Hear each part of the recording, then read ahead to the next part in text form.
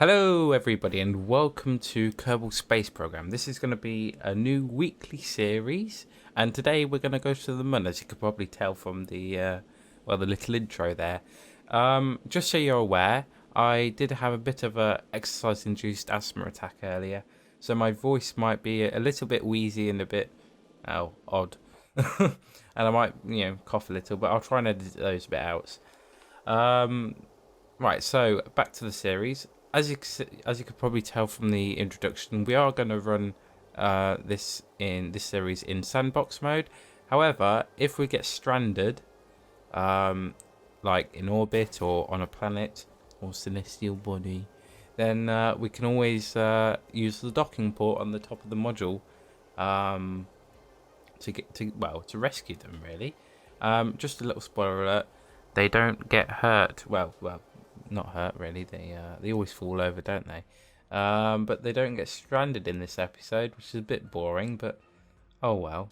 So as you guys can see, we're just getting in orbit. For those who haven't ever played this game or have just bought this game and perhaps are curious to how you get to the moon, you can follow this. I have sped it along a bit, but it only takes about 40 minutes to get to the moon. You can feel free to copy my my rocket and whatnot if you want to. That's absolutely fine. I don't mind at all. But yeah, what you want to do is get an orbit around Kerbin, and then set the moon as a target, and then sort of get your inclination around the same. I mean, it's not very important, but if you don't want to miss the moon dramatically, then that's what you do, and then you just sort of get an approach. You want a kind of nice, short-ish periapsis. However, in a minute you'll see that's a lot bigger due to my inaccuracy of burn. And we can get it down again, just burn prograde a little, and which you'll see in a minute, actually. I'll just let you guys watch that. So yeah, like I said, this will be sandbox, but we will be rescuing the Kerbals if we need to. I'm sure Jeb will probably get lost. He always seems to be a bit... well, everybody on the internet seems to take the mick out of him. I don't know why. But yeah, it looks like we're not going to hit the moon at this point, is probably what you're thinking. However, yeah, that seems to work. It's pretty easy to get to the moon once you know how. The hardest bit is actually landing on the moon, I think, and to signify that, to make that point a bit more, significant, you'll probably hear, especially in the music version, which I haven't talked about at the moment, a dramatic change in the music in a second. Now, there is a music version to this episode, which I should have probably said right at the start. So if you don't want to listen to me ramble on for the next, or I don't know, 9 minutes and 40 seconds, then feel free to click on the top button that will pop up now, which should have actually popped up right at the start of the episode, or feel free to click the link in the description.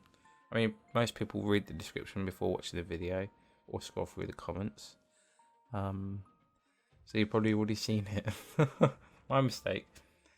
And this is probably the hardest bit of the mission, is actually landing. All you need to do is burn prograde. Now, you probably saw me put a maneuver node down right at the end of my initial retrograde burn, and that's just to, this is telling me I've got, I don't know, a burn time of 1 minute 20ish, and then I just got a burn for that sort of time when my node hits 2 minutes and, I don't know, 20 seconds or whatever it was, and then you just burn retrograde. You don't need RCS, although for some reason I thought my RCS was on, and I actually turn it on in a minute, accidentally, and it almost flips. Well, it can flip your rocket. That's why you don't need it on, essentially, because you'll see the retrograde marker in a minute on the nav ball switch as we come a bit closer. But this is probably the most efficient way to burn with this. I've definitely been stranded with this rocket design before, with that fuel tank and thruster. So you want to, if you're going to use my model, you need to be able to do it efficiently, or just put that tank I put on initially Just add that half tank on, which is what I did. And there's the RCS, which you don't need, but I thought was already on. Don't know why. Half asleep probably. And there we are. We are on the Mun.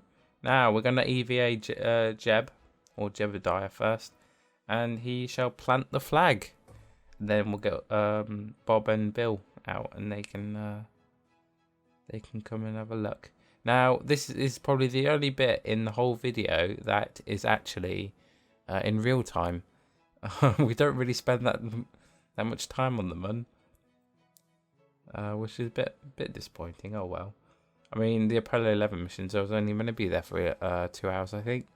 But they ended up spending the whole night there. I can't remember what reason it was. I think it was a technological issue, probably. But yeah, that's a fun fact for you.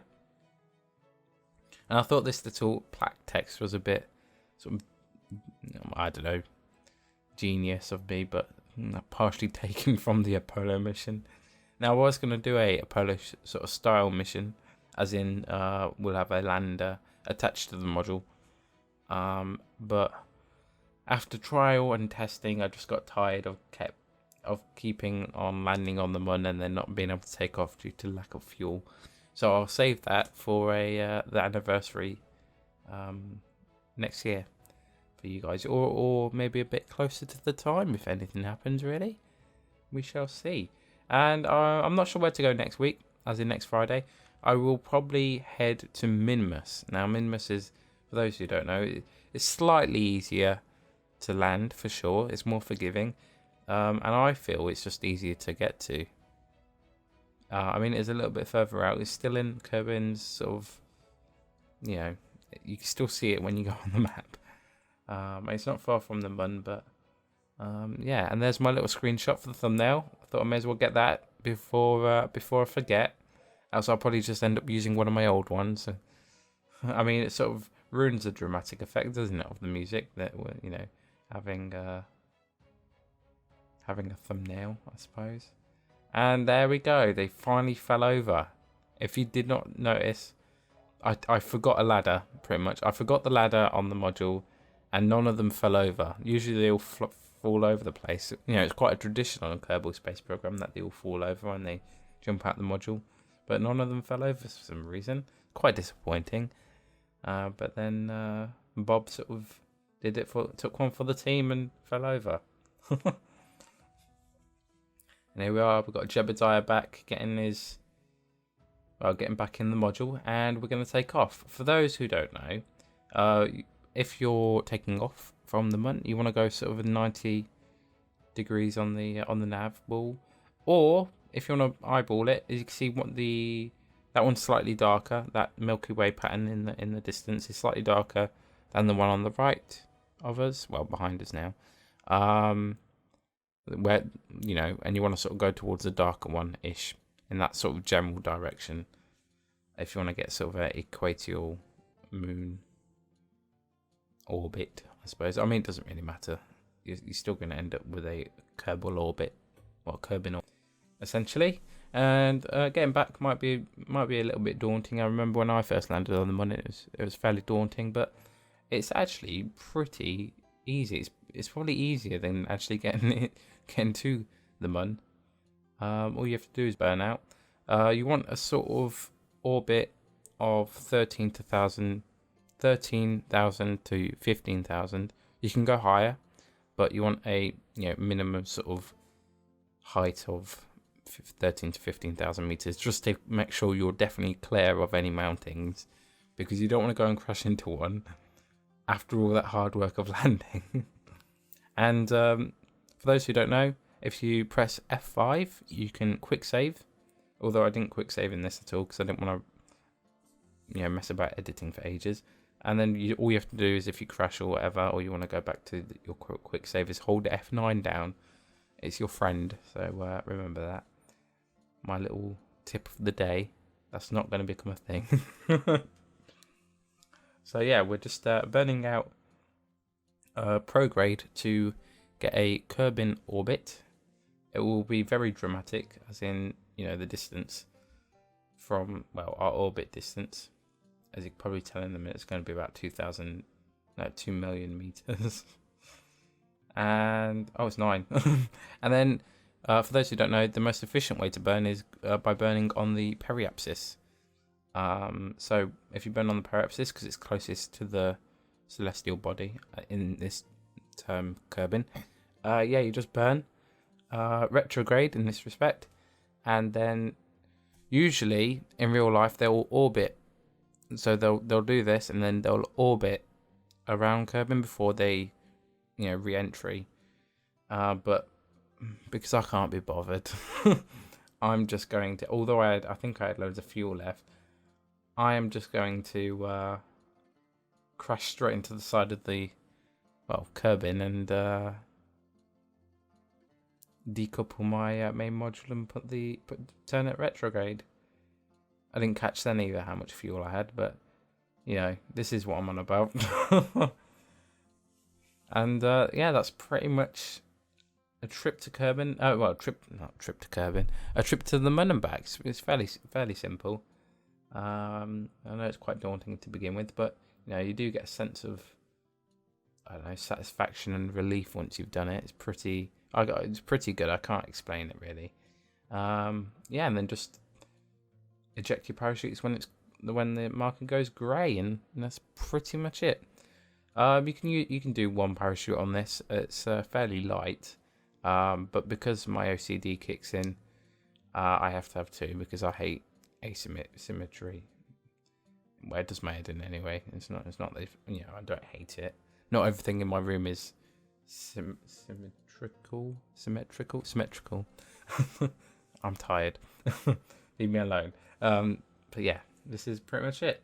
Anyway, guys, don't forget to go and check out the music one. There will be a music one. I'll try and get a music one out every week alongside the normal series. And the only way you can access that is clicking the link. It's not public or anything. It's unlisted. So make sure you go and do that. Go and give that some love. And then I'll see you next week. Thank you for watching. Goodbye.